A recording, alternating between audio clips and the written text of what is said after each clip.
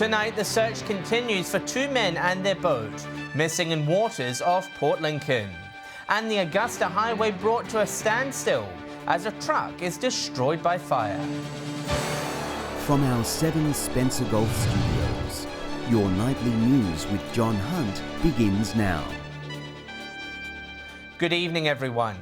The search has continued today for two men on board a boat that disappeared off the coast of Port Lincoln.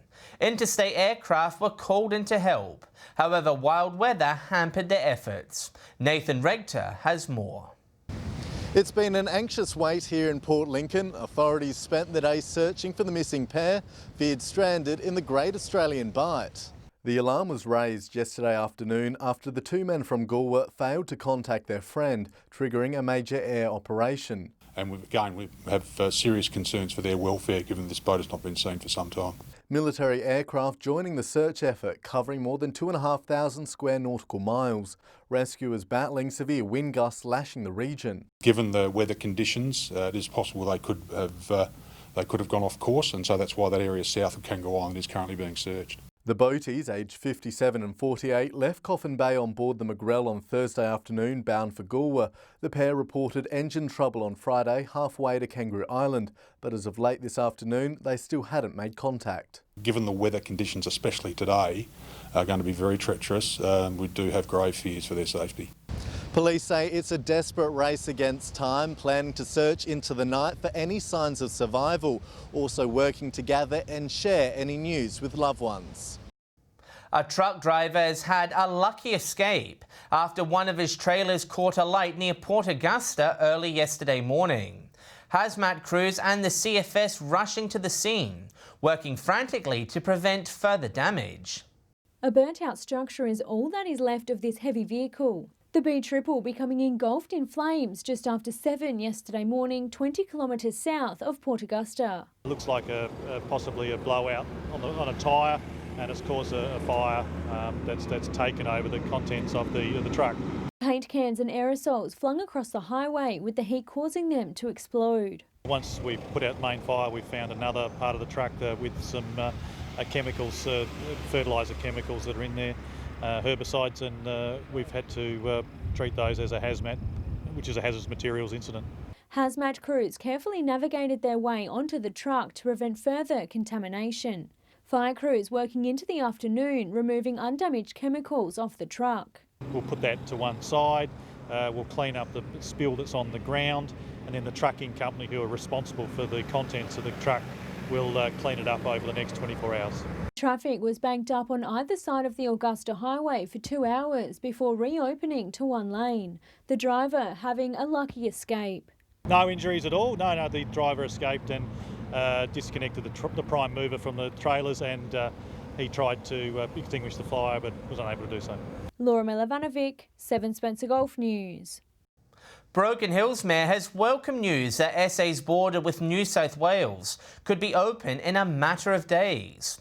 South Australia's Police Commissioner Grant Stevens told The Advertiser the state's transit committee was looking at relaxing restrictions. Broken Hill's mayor excited by the announcement. For the Broken Hill community themselves, they'll be reconnected to family. Kids will be accessing their education, and for anybody going down for medical care and treatment. Currently, those wanting to visit SA must self-isolate for 14 days or apply for an exemption. Wild weather lashed the region today with severe wind gusts reaching up to 90 kilometres an hour. Emergency services were on high alert as damaging northerly winds blew across the Spencer Gulf. The mercury in Port Lincoln reached a warm 31 degrees, but a cool change is on the way.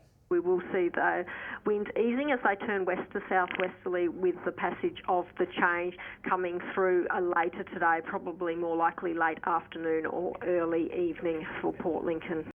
Showers are forecast across the region this weekend. As Broken Hill starts to see warmer weather, local police have issued a warning to troublesome patrons at licensed venues. The message coming after officers responded to 3 separate incidents involving uncooperative locals over the weekend. It's a common rule in pubs and clubs, but a select few are not getting the message. If you don't leave when the staff have asked you, then they have an obligation to ring us, and we will actually come down there and we will then, give you a $550 on-the-spot fine. Broken Hill Police say they had to deal with 3 cases of patrons refusing to leave a licensed premises over the weekend. The first incident escalating past the on-the-spot fine. A 32-year-old woman who was at a licensed premise in Argent Street, she refused to leave when asked to by the staff. Police were called, and as we were trying to get her from the premises, she's actually assaulted 2 officers as well as resisted arrest. The other 2 incidents were not as serious, but officers are urging locals heading out for a drink to be responsible. Club managers doing the same. We're pretty good with it here. Most of the patrons look after the club and make it their own. We have had a couple of incidents where we've had to ask people to leave. We haven't had to call the police, fortunately. Haven't had to issue a $550 fine. For the Broken Hill Sturt Club, patrons refusing to leave has not been as big of an issue as getting them to follow COVID-19 safety measures. Police have been cracking down on venues in Sydney, with no more warnings being given. You can only have 10 people at a table. You must be seated when you eat and drink. You can't be commingling amongst tables. People still don't seem to understand that. They must be living under a rock for the last 6 months. Patrick Reinke, 7 Spencer Gulf News. Still to come tonight, the South Australian Government's new renewable energy plan facing scrutiny.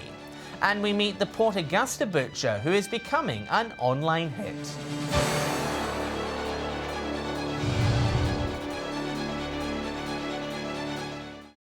Welcome back. A 25-year-old Clare Valley man will face court after allegedly being caught drink driving on Friday night. Just after 8, patrols pulled over a Ford Ute on Main North Road and tested the driver. He returned a blood alcohol reading of 0.117. The man was reported for drink driving and lost his licence on the spot for 6 months. And a 28-year-old man has lost his licence on the spot for 12 months after allegedly returning a positive blood alcohol reading of 0.168 in Whyalla. Police stopped the vehicle on McDowell Stuart Avenue in the early hours of Sunday morning. He was reported for drink driving and driving unregistered and will appear in court at a later date. Authorities in South Australia will soon have the power to remotely turn off existing solar panels in a bid to stop blackouts. Port Pirie business owners are describing the plans as a band-aid fix. However, the government says it will only be used in extreme conditions. Local solar panel experts have been left fed up and frustrated. In just a matter of weeks, household solar panels could be turned off in extreme circumstances. Causing a lot of fear and uncertainty, and it's not being handled in the best light. The member for Frome agrees the move is confusing for those who invested in panels. Look, this is a real issue. The Minister for Energy needs to really look at this very, very seriously about this. Struggling mum and dad that's put on that little solar system to help with their power bills and costs of living shouldn't have to feel any sort of uncertainty. The Energy Minister says the move will only be used in extreme events to help South Australia avoid blackouts, with the change only affecting newly installed solar panels. We already turn off wind farms, big solar farms, gas generators in times like this, and we need to start doing it occasionally for solar rooftop as well. But local business owners are calling it a band-aid fix, warning the industry could be gravely affected. We feel this is a bit rushed and it's not a long-term strategy, and we can't help but think that maintaining profits are the key factor for the energy networks. It's actually the Australian Energy Market Operator that has said to us that we need to do this extremely quickly. We really need to do this straight away. We're following the expert advice. Experts urge solar is still a way of the future and for residents to speak to a local provider. Have a chat to people that are in the industry on a daily basis, and you should be able to rely on advice provided from your local installer. Shari Hams, 7 Spencer Gulf News. A local Port Augusta butcher has put his talents on show for the whole world to see. Ben Sermon started up a YouTube channel at the beginning of the pandemic, with the venture proving to be a success. It's his passion, and now this Port Augusta butcher is showing the tricks of the trade online. G'day guys, welcome back. I'm Ben and I want to show you how to make some kick-ass pulled pork on the offset smoker. Let's get into it. Ben's love for meat runs right through his veins. I'm third generation butcher, so yeah, been in it for a while, bit of history, mainly all of it in this building, which is pretty cool. So yeah, sort of just fell into it, picked up a knife one day and that was it. His backyard transformed into a studio for the Off-Road Butcher barbecue series. Ben's partner Amy playing a role behind the scenes, in charge of the filming and editing of each video. The first video I did, I think it took me about 3 days to edit. To learn, to edit, to your transitions, your wording on the screen, everything. She says the weekly series is a hit with her family. I've gone from my dad cooking barbecue burnt to a crisp to my dad now cooking briskets in the Weber that are totally different from what I grew up with, and Ben's just like introduced everyone to it. Both are hoping the content will reach as many meat lovers as possible. Main goal is just to help out the community, grow the barbecue community and help grow like-minded people like myself, which is pretty cool. Laura Milovanovic, 7 Spencer Golf News. Stay with us. Port Perry's SES prepares sandbags for local residents ahead of a wet spring. And we'll wrap up the weekend's footy action.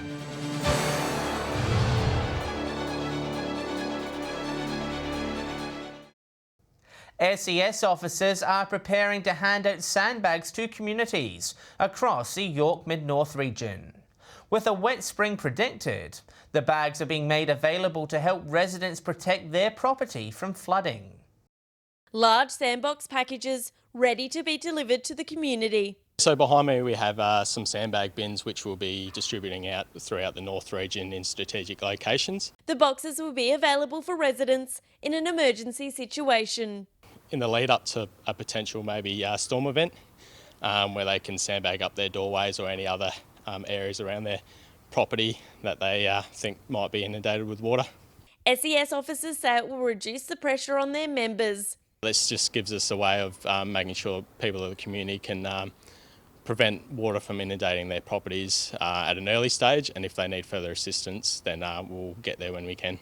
Locations are being finalised, but they're expected to be placed across the York Mid-North and Eyre Peninsula. Instructions are also provided. In the packs there is a quick reference guide which gives a little bit of information on how to fill the sandbag, how to place the sandbags and also how to dispose of the sandbags. With spring storms predicted, local stations are getting prepared. They urge anyone interested in volunteering to get in touch. We're always looking for volunteers, so feel free to come down to your local unit on a training night and have a discussion with the volunteers there who will always be happy to help. Shari Hams, 7 Spencer Golf News. The unique history of the monuments inside Broken Hill Cemetery are the subject of a new book. The author says the readers will be able to explore this city's history by learning about those who lived it. In their place of eternal rest, those lying here still have stories to tell. The effects of war on our city, it tells you the effects of mining accidents, it tells you the effects of unionism, lead poisoning, families that lost all their children during the strike. It does tell you the history of our city. The heritage of the Silver City Cemetery has been brought to life in the pages of a new book. Titled A Monumental History, Broken Hill Cemetery and Its Stories, it explores the history of the site. Its author saying it's something she's been working on for a long time. I spent many years going through the cemetery and picking out graves and monuments relevant to what I was talking about. The book gives readers an insight into the cemetery, detailing the lives of those who have left a lasting legacy. One of the most famous faces in the book, former politician and unionist Percy Brookfield. It's a magnificent headstone that was paid for by unionists all over Australia when he was shot dead at Riverton in 1921. Worth seeing just because of the headstone. 100 copies of the book have already been sold, with the money going to the Sulphide Street Railway Museum. Those wanting to purchase their own will find them on sale at the museum or the Visitor Information Centre. Patrick Reinke, 7 Spencer Golf News. Turning to local footy now, and it was the final round of the regular season across the region, with finals beginning next week.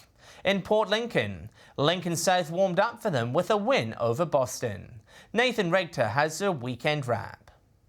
There were no late upsets to finish off Port Lincoln's 2020 football season, with Souths proving too strong against Boston's. With Souths already in the finals and Boston still chasing their first win for the season, it was always going to be an uphill battle for the Tigers. South set the standard early, kicking 6 first-quarter goals, while Boston managed to kick just the 1 goal. Caden Bryant was dominant in the game, kicking 7 goals, while Levi McDonald was one of the best on field. Boston's tried to stay in the game with Tyler Roderick and Raheem Betts both kicking 2 goals each, but it wasn't enough, with South leading by 77 points at half-time. The rest of the game followed suit, with Eagles eventually winning by a whopping 157 points. Lincoln South will face the Magpies this Sunday at Centenary Oval in an elimination final. Their upcoming opponents finished the season with an upset win against the minor premiers Tasman in the weekend's other match. Marlborough Range were in red-hot form, pulling away from Tasman in the third quarter, kicking 5 goals to 1. The Magpies handing Tasman's just their second defeat for the season. Around the region now and in Whyalla, North were too strong for South Whyalla, Central thrashed Waroona Bay by 102 points, and first place West defeated second place Rapine on Sunday. They'll face off again next weekend in the first semi-final. In the SGL, Souths had an impressive win over Port to secure the minor premiership, while Luke Edwards and Sam Dye booted 7 goals each, as Props Risdon warmed up for the finals with a 135-point win over West Augusta. And finally, in Northern Areas footy, Crystalbrook beat Southern Flinders 93-58, while Orroroo were too strong for BMW, winning by 41 points. That's all for football this week. We'll be back tomorrow night with the rest of sport. Stay with us after the break. I'll have the day's finance news, and we'll check the region's weather.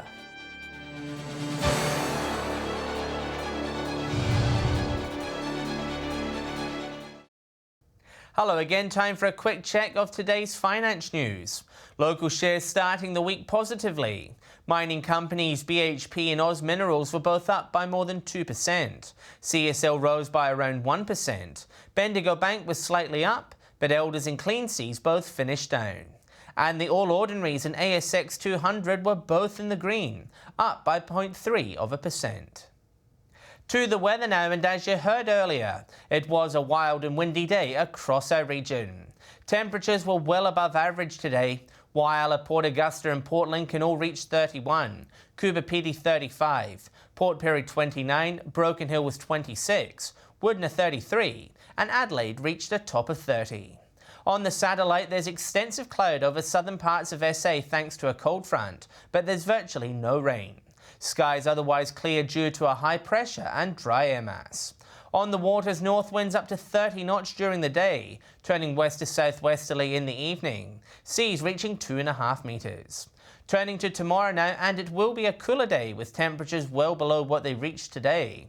Port Lincoln partly cloudy in 18, Cleve will be cloudy in 19, Woodner reaching 22. Heading further north now, and it will be dry with some cloudy skies. Whyalla 22, Port Augusta 23, Kadina heading for a maximum of 19. And in southern and eastern areas, there's similar conditions forecast. Port Perry 22 degrees, Clare with a top of 19. Broken Hill will be hot and sunny, reaching a summery 31 degrees. Looking ahead now, and on Wednesday it will be a classic spring day. Port Augusta and Woodner 25, Port Perry and Broken Hill reaching 23 degrees. Port Lincoln partly cloudy and 17, Coober Pedy reaching 31 degrees. Warming up again on Thursday. Coober Pedy a scorching 35 degrees. Whyalla sunny and 27. Kadina expecting a top of 24 degrees. Port Lincoln 22.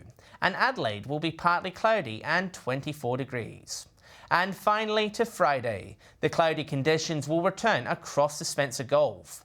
Port Augusta 32 degrees, Port Perry 29. Whyalla expecting a top of 28. Broken Hill will be sunny and 26. Woodner can expect a top of 30 degrees. And showers forecasted for Port Lincoln, with the city expecting a top of 22 degrees. And that's the local news this Monday evening. Thanks for joining us. I'll have updates later, and we'll be back tomorrow night at 7 p.m. Until then, on behalf of the team, enjoy your evening. Good night.